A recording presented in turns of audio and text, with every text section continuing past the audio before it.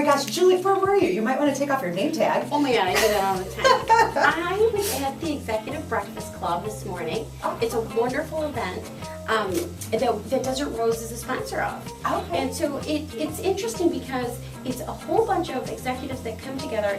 Back in the day, it was like McDonald's and big heavy hitters, Okay. and it was leadership based. So it was these people wanting to come together and share leadership ideas. And it's expanded, and they've let like people like me in now.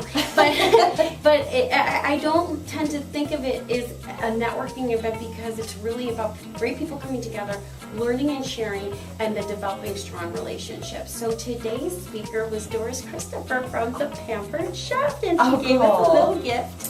This is butterscotch rum sauce. Ooh, I hope that's going to the kitchen. Oh, I guess I'll share.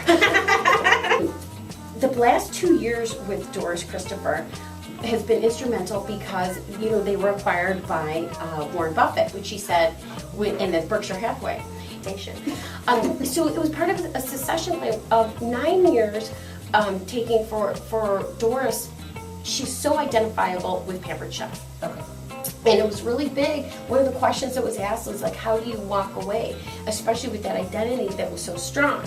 And so the entire plan of this was to groom somebody and take them to the next level. And that Berkshire Hathaway, when they acquire businesses, they don't acquire it and flip it. They want a strong business with good values and strong leadership, and they want you to then keep the same management and continue on with the business. And like she said, send them a check every month. Wow, how about it?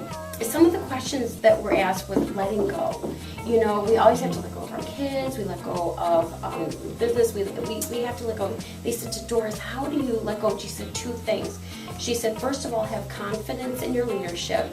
And second of all, it's not about me. It's about the business and what's good for the business. And we always talk about having a mission or vision for the business. And her mission and vision was very specific because they wanted to, she loved being a teacher and she loved to cook. And she wanted to bring people together at the table.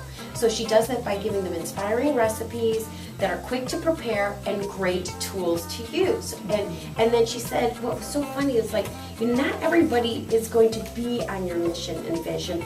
And those aren't the people that maybe are going to be long term with you and your company.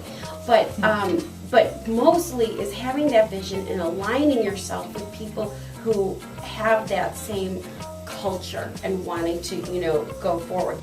One of the things that she talked about in some of the principles that great leadership, what are the principles to encourage? And she said, stop looking at what holds you back, and be clear on what brings you forward. And she said 2 things: faith and family. She said, faith and family. She's like, if you're in a job, and she was particularly talking about women, that has prevented you from your faith and family, then that's not the job that you should be in.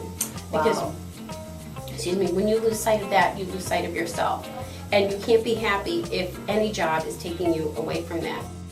And it was, making sure that everybody, going back to her core value and mission, gets a chance to come around the table. Yeah. And the families have that time to share around the table. So Feeding America was her mission. And she goes, I'm about minutes away to walk on and tell everybody in this conference. And that's what Pampered Chef is going to do. She said, all of a sudden I thought, what if they don't share my idea, my culture?